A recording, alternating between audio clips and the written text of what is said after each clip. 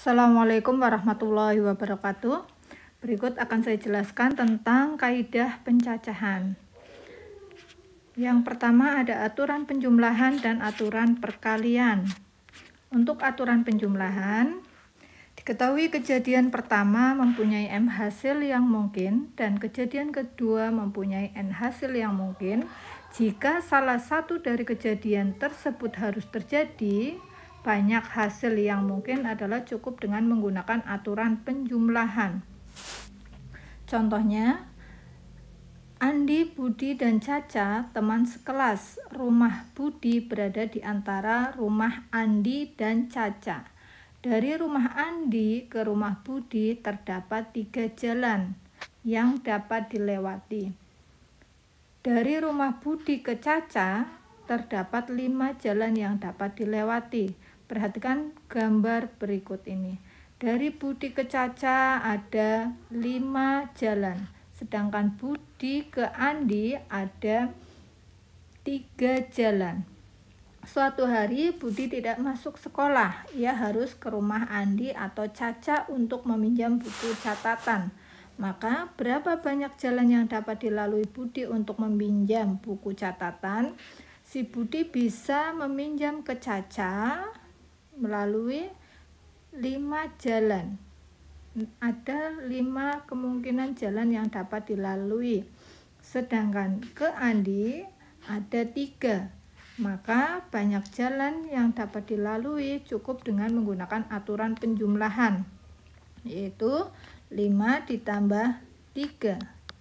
Ada 8 jalan yang mungkin dapat dilalui atau dapat dilewati. Kenapa menggunakan aturan penjumlahan? Karena dari kedua kejadian tersebut hanya salah satu saja yang harus terjadi. Si Budi bisa meminjam ke Caca atau Budi bisa meminjam ke Andi. Jika sudah meminjam buku ke Andi berarti tidak perlu meminjam ke Caca atau sebaliknya. Karena hanya salah satu yang harus terjadi, maka menggunakan aturan penjumlahan. Berikutnya untuk yang B, sebutkan jalan yang dapat dilalui Budi untuk meminjam buku catatan. Berarti jalannya kemungkinannya bisa melalui jalan A, B, C, jalan 1, 2, 3, 4, dan 5. Ada 8 jalan. Kemudian untuk aturan perkalian, melihat syaratnya, jika diketahui kejadian pertama mempunyai M hasil yang mungkin dan kejadian kedua mempunyai N hasil yang mungkin. Nah, jika kedua kejadian harus terjadi, maka banyak hasil yang mungkin menggunakan aturan perkalian. Contohnya, berikut ini jalan yang dapat dilalui pengendara motor dari kota A ke kota C melalui kota B. Ada berapa cara yang dapat dilakukan A ke C? Dari A ke C. Berarti otomatis harus melalui B. Untuk melalui B itu ada 4 cara. Sedangkan dari B ke C ada 4 cara. Maka dari A ke C dapat dilakukan dengan menggunakan aturan perkalian, yaitu 4 dikali 3 sama dengan 12 cara.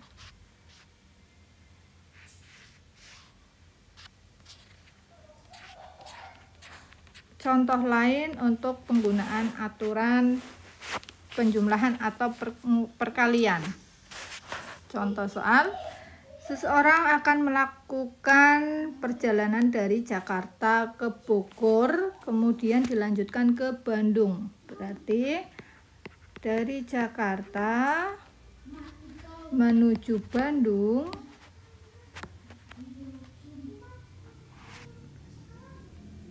melalui Bogor.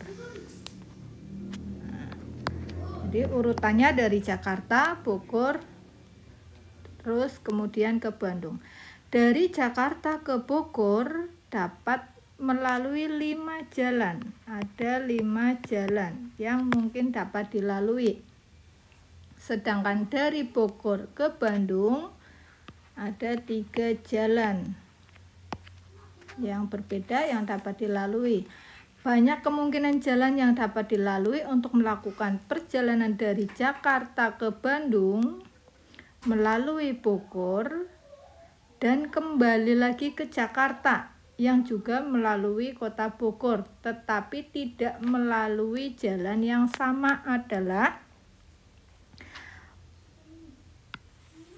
untuk perjalanan dari Jakarta ke Bogor ada 5, dari Bogor ke Bandung ada 3. Maka banyaknya cukup dengan 5 dikali dengan 13. 5 dikali 3 sama dengan 15. Nah, tetapi di sini diminta kembali lagi ke Jakarta, tetapi tidak melalui jalan yang sama.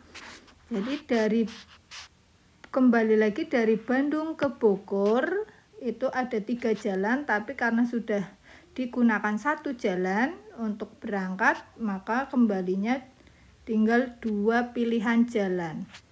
Dikali lagi dengan perjalanan dari Bogor ke Jakarta ada 5 pilihan jalan. Akan tetapi karena sudah dipakai 1 jalan untuk dilalui pada saat berangkat, maka 5 dikurangi 1, 4 sama dengan 8.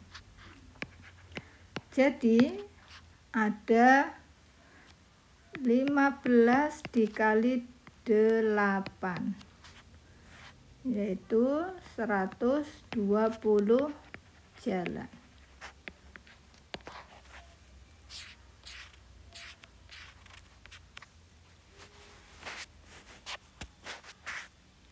Contoh soal yang berikutnya.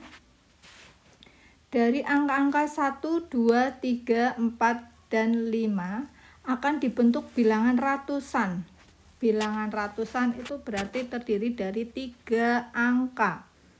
Ratusan terdiri dari 3 angka, maka kita memakai aturan pengisian tempat. Ada 3 tempat, tentukan banyak bilangan ratusan yang dapat dibentuk. Untuk tempat pertama bisa diisi oleh angka 1, 2, 3, 4, 5. Ada 5 pilihan. Dikali di tempat kedua bisa diisi oleh 5 juga, 5 pilihan juga, 5 pilihan angka. Nah, ini kalau angkanya boleh berulang. Jadi 1, 2, 3, 4, 5 juga dipakai lagi. Dikali juga ada berapa pilihan lagi untuk di tempat ketiga atau pada satuannya, yaitu 5. Bisa dipakai kembali 5-5-nya. Maka jawaban yang A, jika angkanya boleh berulang, yaitu 5 kali 5 kali 5 sama dengan 125. Sedangkan yang B, ada 3 tempat karena yang diminta adalah ratusan. Pada angka pertama sama bisa diisi oleh angka 1, 2, 3, 4, 5. Berarti di sini ada 5 dikali, karena tidak boleh berulang maka pasti 1 angka sudah dipakai untuk mengisi di tempat pertama. Maka di tempat kedua yang tadinya 5 angka hanya tersisa 4 karena pasti 1 sudah dipakai di tempat pertama.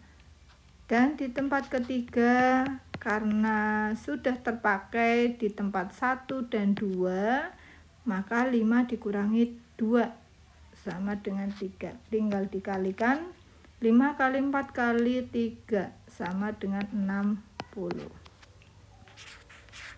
Contoh lain dari aturan pengisian tempat. Dari angka-angka 0, 1, 2, 3, 4, 5, dan 6 akan dibentuk bilangan ribuan. Jika ribuan berarti ada 4 tempat. Ada 4 tempat karena bilangan ribuan. Tentukan banyak bilangan yang dapat dibentuk jika angkanya boleh berulang. Untuk pada tempat pertama atau ribuan itu hanya 6. Kenapa hanya 6? Karena jika bilangan ribuan yang diawali dengan 0, 0 tidak termasuk. Jadi hanya 1, 2, 3, 4, 5, 6. Kenapa 0 tidak termasuk? Karena jika 0 di depan, maka kemungkinan terbentuk misalkan 0, 1, 4, 5, 145. Nah, ini tidak jadi bilangan ribuan, maka menjadi ratusan. Jadi 0 di depan tidak termasuk.